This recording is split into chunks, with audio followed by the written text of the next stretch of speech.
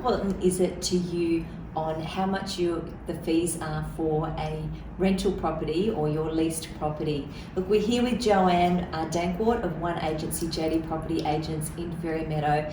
And Joanne, how important is it when we talk about the fees or the property manager's fees?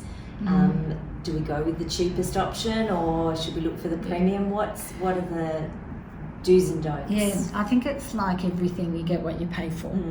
And there is a difference between going to, say, Kmart and going to David Jones. Yeah.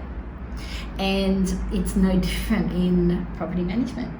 And I think it's super, super important that the company gets paid what they should so that they can pay the staff what they should get to do the job the way it needs to be done.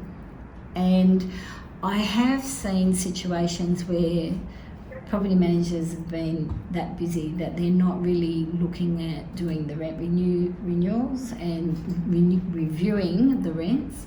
And I've seen situations where I had an incident recently where the owner of the property was receiving, I think it was $600 a week, and we took over the management. That tenant had vacated, and we ended up receiving $750 a week. So we were more expensive as our management fee was higher than the other company.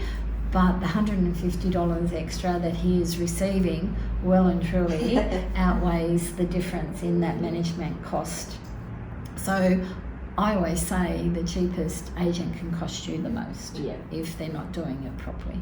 That's a great saying, I like that. Well, if you've got any questions about your investment property, please contact Joanne here at One Agency JD Property Agents in Fairy Meadow.